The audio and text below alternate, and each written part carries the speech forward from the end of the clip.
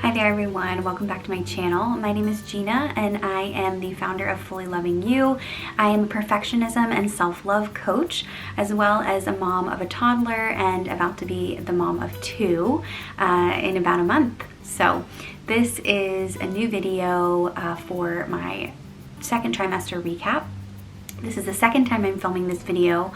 The first time definitely had a lot of learnings, and this time around I'm going to share how it's different from the first pregnancy. So stay tuned. If you are new here, make sure to like and subscribe so that I can put out videos like this, or if there's anything else that you would like to see around the topic of self-love and perfectionism, please shoot them my way or comment down below. I can't wait to hear from you. So let's get started. Side note, if you hear some rustling in the background, that is just my toddler not napping. He's supposed to be napping right now, so I'm gonna give him about 30 minutes and then I'm gonna check on him, but we'll see how he does. So I had to look back again and see how the weeks lined up for my second trimester. I totally forgot.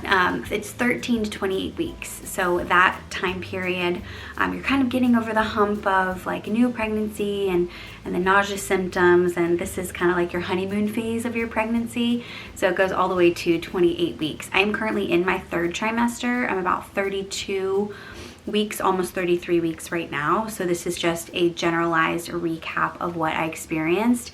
There was a lot going on in this trimester. So we went on a couple of vacations to visit my husband on a ship. That was crazy in itself. We bought a house. I had to say goodbye to my husband and do this move into this new house kind of all by myself. So this second trimester was experiencing all of that. We were living with our best friends for about 5 months, and that was a good chunk of my second trimester. So the things that I experienced mentally, physically, emotionally were all of those things. Lots of stress, lots of distraction. So just to preface that as like a generalized summary of my second trimester. This time around, my husband was present for the 20-week anatomy ultrasound, which was awesome for him to witness that. It was so long. Oh my gosh, I forgot how long those things are. And we actually had a little bit of a reveal photo shoot, I guess, and we found out that we are having a girl. So we are so excited about this, to have one of each, and it's just going to be a new dynamic and just such a cool addition to our family that that's just gonna feel nice. So we're really excited. So my son was singing, so I had to just check on him, and I have my espresso shot and my notes. So here we go. The first category is going to be the biggest. It's the physical symptoms that I dealt with in my second trimester. Pretty standard. My belly popped around like 21 weeks, I would say. So I was feeling kind of like bloated and just puffy. And if you refer back to my first trimester recap, I go through some like insecurities about that, like in between time where you kind of look pregnant but not really, and what you deal with, especially your second time around. It just feels different. So around this time, my belly popped those weeks, 21 weeks, and then I felt like, okay, yeah, I look pregnant, I feel pregnant, people know I'm pregnant, I'm able to like make it look cute and not feel more of those insecurities. So I did feel like I was coming into a better place emotionally and mentally because of that, which is not the point of loving yourself and fully loving you the way that you are, no matter what. But it did help to feel like my belly was coming into its full potential, basically. I started to mostly wear leggings. I couldn't really fit into most of my pants. My nausea this time around was way more mild. So I didn't really experience any nausea, only my first trimester, which was similar to my first pregnancy as well. So as soon as second trimester starts, it kind of just subsides, it feels kind of like magic. But anyway, I experienced no nausea, only really when I was like taking vitamins or brushing the back of my teeth, or if I had to like dump my son's potty or something. That's when I really felt like, ooh, like dry heave. But other than that, I experienced really none of that. I did check in at my last appointment, which was my 32-week appointment, and I've only gained about 11 pounds up till this point, which is very, very odd. for me, because I was told like don't gain more than 20-25 pounds my last pregnancy from my midwife, and I think I hit like 21 pounds. And I was on my feet, I was working full time, you know, all the things, eating really healthy. But yeah, I still gained about 20 pounds, more than 20 pounds. And now I'm like just over 10 pounds. And I blame my toddler. I blame like chasing him around and staying active. I'm always on my feet doing things for him, and we just went through a really big move. So I was constantly moving my body because I have not had time to work out. I have not really done much working out. It's been a lot of like getting outdoors and doing stuff with him. But other than that, I've really stayed pretty small in this pregnancy when it comes to weight gain, but not that I'm like making that a priority or praising myself from that. It just was something I wanted to share, that, you know, it really doesn't matter if you're trying to or not. You really should not be trying to lose weight in your pregnancy or trying to not gain weight. That's not the goal.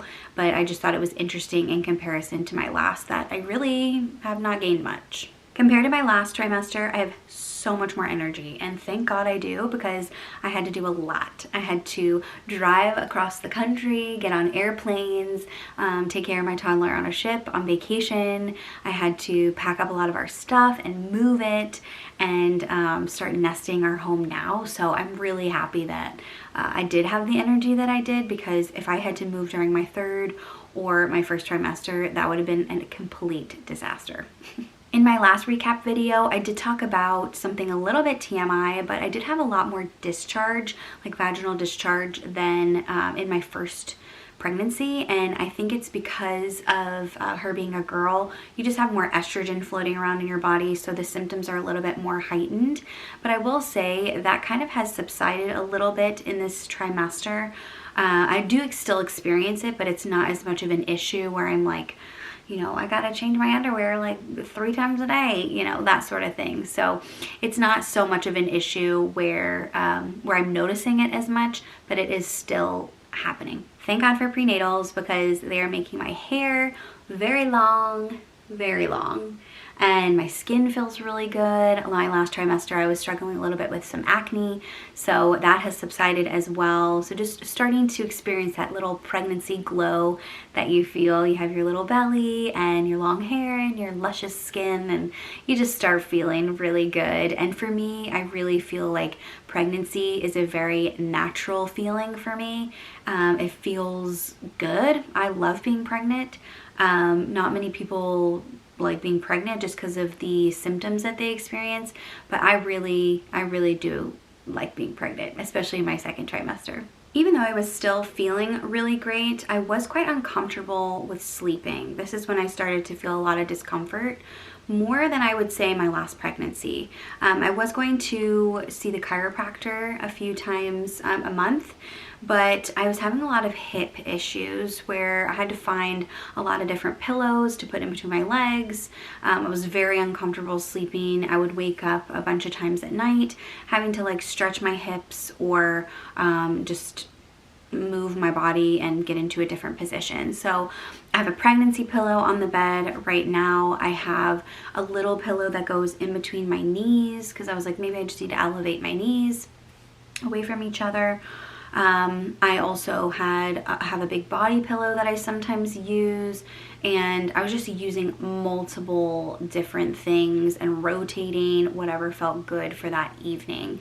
It was not a great time, I will say. So like I said, I would wake up around 2 to 3 times a night just to pee, and I would also have about an hour to 2 hours a night of like restlessness, where it was like either the hip pain or just pregnancy insomnia, which I'm sure you know about, where you just up, your brain is moving and you just can't go back to sleep. So I would scroll my phone which is terrible, but for like an hour, and then I would eventually go back to bed. And then if you're up, then you're like, oh, now I'm hungry. So then you would get a snack, and so it's just a vicious cycle. That would happen most nights. That was really my only negative symptom in my second trimester that I experienced. And with sleep, I did have a few weird dreams, like trauma with, you know, losing my toddler or my toddler dying or losing this baby, or like just trauma, weird dreams, and they just like, oh, I hate those dreams. I hate them. So when you're pregnant, you do have or experience some very odd dreams or very vivid dreams. Don't know if it's the hormones or if it's other symptoms or other chemical reactions in your body, but you experience a lot of weird thoughts and dreams. So I don't remember too many of them, but the ones that I do remember shook me pretty hard. So that was not the greatest either. I've had no swelling up until now. At least I don't think I have. Nothing that feels uncomfortable. Only with the restlessness of my legs towards the end of my second trimester did I really feel like, oof, I gotta put my feet up. You know, things like that. But I was really feeling great through most of my second trimester until then, and absolutely no swelling in my legs or my feet. I did have a few varicose veins in the first half of my second trimester, but I'm pretty sure that those have gone away because I don't really see them anymore when I'm, you know, when I can like look down and actually see my legs. So my last birth was a C-section, so you never really get full sensation in that entire area. It is starting to come back in most of it. I want to say there's like only about this much left of my scar that I just can't feel the muscles around that area. But I will say this pregnancy has not really interfered with my C-section scar. I was very nervous about that, thinking that it would affect my scar or make that area very sensitive or stretch it out, or yeah, just it scared me. It scared me that my belly was going to grow and my scar was going to grow. And, you know, it's only been a couple of years, two and a half years since the birth of my son. So I was very nervous about that. But I will say it has not affected it at all. I don't really notice that my C-section scar is there anymore. Even though my baby is sitting quite low still, it has not really been a problem. So if you are experiencing your second pregnancy after a C-section, just know that, you know, there is hope and you don't have to feel like nervous about it or scared about it. My midwife did make a recommendation of waiting 18 months to have your next child, just because you want that skin to heal as much as possible and the muscle fibers to go back to the way that they were as much as they can, because when it does stretch, you know, it does feel uncomfortable, and it can be a wound that can not open up again but be very sensitive. So anyway, that's a little tip for you that I am not qualified to give, but that is just a suggestion that I was given. But yeah, other than that, I had no stretch marks on my belly as of now. Not really doing like the whole like belly oil thing at the moment, because I haven't really had the time, had the pleasure of doing it in my own time. But I will probably, as I get closer to giving birth, when my belly gets really big. And lastly, for my physical symptoms, my boobs are actually not as big as my last pregnancy. I think it's because I haven't gained as much weight overall. So they are feeling a little bit like normal, not really bigger. The only thing that's really gotten bigger is the circumference of my chest. So like the 36, 38 band situation. So my bras have gotten a little bit tighter there, but not so much in the cups. I'll probably see that more when my milk comes in, but as of right now, that is one of the biggest changes from my first pregnancy to my second. I did want to touch on a few emotional symptoms. Like I said in the beginning of this video, I was clearly pregnant, so I was feeling a lot less insecure about my body. But if you are wanting some reassurance or some connection about that sort of thing, refer back to my first trimester recap video where I chat about this, especially how important it is to connect as moms in their second pregnancy, because your body is different. It's bigger, it gets bigger quicker. To feel insecure about that is very common, and I just wanted to refer to that video again, and if you need to watch that to just feel connected and supported around that topic.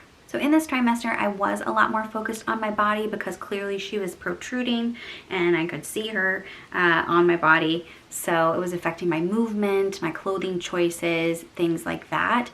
But I wasn't like fully undistracted. So I was really just very focused on, like I said, the vacations, the house buying, the moving, the taking care of the toddler, because that is really my busy day, my life, and my pregnancy is very sacred and very important to me. But honestly, if she wasn't like just in front of me and I can't ignore her, it was really hard to not be distracted and just like forget I was pregnant sometimes. It was crazy.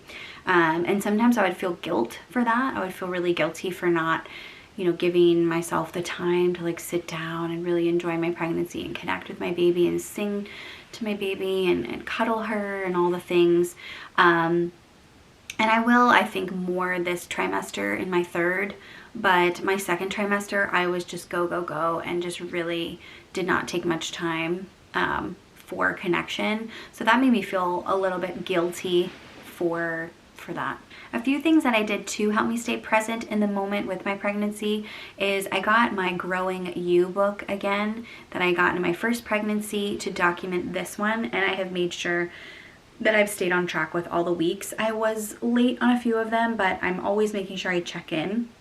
And I'm also taking weekly photos of my progress. So that is what helps me feel connected and present with my baby and just celebrate her and give her that time because she deserves it. Next section is movement, and I've already touched on this a lot. We were not really working out over here. We were moving boxes. We were going outdoors because it was still very nice outside, going to the playground and going on walks and things like that, just more outdoorsy activities. I was chasing my toddler around. I was picking him up a lot. And we were also, I say we, but it was mostly me. I was walking up and down stairs a lot. So the house that we were living in with our friends, they have a lot of stairs, and we now have a lot of stairs too, but I don't think I was used to it on a daily basis. Only when I was leaving my apartment or coming back from it did I really have to go up that many stairs. So it was really tiring me out, which is why I probably didn't have any time for working out. The one thing I did like to do is yoga and stretching videos in the morning on YouTube. Sometimes didn't really get around to them, but I would check in sometimes to just be able to stretch my body, whether it was after my chiropractor appointments or for my hip pain of sleeping or just trying to relax my body. Those were some of the things that I would do. Some of the resources that I have were some apps, and the same apps I used my last pregnancy. And again, I was so distracted that like didn't really read all the articles and like do all the research that I did my first pregnancy because I just didn't have the time. So these were my tried and true apps, just 3 of them. One of them is Bump. I also get their emails. So it just gives you a good progress of like what your body's doing, what your baby's doing, and what to look forward to in your pregnancy. I more look forward to when I get like the baby updates through Bump, like, oh, this is what your baby's doing this month. So in my pregnancy, I kind of already know what's happening with my body. It is nice to be able to be like, oh, they're the size of a, avocado or whatever. So that felt really fun. And then the Baby Story is the app that I've used to document my progress photos with the little stickers and stuff. So it just keeps everything in one place, and it's just a super user-friendly app to use. And then before we got pregnant, I used the app Clue, which was to track my ovulation and my fertility and my period. So I don't use that much anymore, obviously, because I'm pregnant, but during my first trimester recap, I did talk about how that was really important in the getting pregnant element. Not too many books this time around. Like I said, I did a ton of research my first pregnancy, and this time I felt like I was kind of just like coasting through and kind of knew what I was doing. Now as we get up to my to nesting and babies actually like coming into the world for real, I'm like, oh my god, do I remember how to be a parent? Do I remember how to take care of a newborn? So I'll probably do a little bit more research now leading up to it, now that I have the time. But during this trimester, I was like, nah, I'm good. I know what I'm doing. So the books that I was reading and referring to, again, were the Mama Naturelle by Genevieve Howland. And one book that I decided to get this time around is about siblings, and it's called Peaceful Parent, Happy Siblings. So it's just a way to maybe prepare your first child for inviting another child into the world or into your family. So I've taken a couple tips from there, and I do feel really good about his connection to baby, even though she's still inside of me. So obviously that may change when she's here and he may like completely lose his shit, but we'll see how it goes. But I do feel like those tips are very helpful in what I have read. She does talk about how to help siblings that are like already here, but this section was mostly about siblings that are going to be siblings soon. And to welcome a new baby into the family. So I think it's been a really nice book to refer to regularly, and I would highly recommend. I have taken a lot of tips from my doulas. They are going to go back and forth between shifts and whoever's available on my birth day. So I've gotten a lot of advice from them, especially around community outsourcing and resources around my area for groups of women to get in contact with. So if you hired a doula or you're thinking about hiring a doula, please do that, because it has been such a great help and such a great resource to have, just to be able to contact them in a new city that I'm in, a new area, for them to know what's around and what I can refer to is super, super helpful for me. And they're also like your little birth coach. So any questions that you have or any pain that you have, they'll always have some natural tips for you. We've already talked about some natural things leading up to my labor or my birth. So I was excited to chat with them about what my birth plan is, and just a great resource to have at your fingertips. The last resource is a tried and true YouTube. I was always on YouTube in my first pregnancy, and this time around I'm not on it as much, but I still refer to some of the people that I've always followed. I follow Health Nut Nutrition, who I absolutely love, and she just had her second child as well, and so her other little one is about the same age as Ollie. So I do like to connect with people that have kids similar ages, because I'm able to kind of follow them, see what they're doing, see what products they're using, and just get a lot of information through just watching other women. And it's crazy because people think like, oh, you know, you should just like read books or figure it out by yourself, or, you know, do whatever you need to do and don't listen to anybody else. But back in the day when we were having babies in villages and around other moms and family members and things, you learned from other women all the time, all the time. And so this is kind of my version of that, and a lot of people use YouTube for that as well, to just get knowledge and get information of products, tips, methods from what other moms are doing and the way that they're living their life, and see if you can take some little nuggets from them and instill them in your own lifestyle. So I do love YouTube for that, because I do feel connected to other women and to what other women are doing in a similar situation. So I love that for that. So Health Nut Nutrition for sure. Lepsky's Life, she has 4 kids now. She just had another baby. So I'm able to look at that and be like, oh, she's a seasoned mom. She is very minimalist with her products. So that is something I love referring to as well. Becca Bristow, she's someone who has 4 kids, who loves to eat very naturally. And then Farmhouse on Boone, she has like 7 kids. And her own YouTube channel, and loves to eat naturally and has a farm and all the things. So I do like to follow those people because they're seasoned moms, and I just like referring to people who know what they're doing. Sorry, I like have the burps. And my go-to in this pregnancy for movement on YouTube is the Pregnancy and Postpartum TV channel. Love her. She has so much content out now. When I was following her in my first pregnancy, she had quite a lot, but now she's really bumping it up to some postpartum videos and challenges, and she has videos around preparing your body for birth, whether it's like Kegels or squats or getting into position with spinning babies. So So she's a really, really great resource to have as well. So around self-care, the first thing I'll chat about is supplements. So the supplements I am taking is a prenatal by Garden of Life, seed probiotics, which I have a whole video on seed if you want to watch that and why I take it. I'm taking a DHA from Nordic Naturals. I'm taking magnesium citrate, which I got from my chiropractor, and I'm taking vitamin D. I don't remember the brand, but I'm taking vitamin D as well. And then I put some collagen powder in my coffee.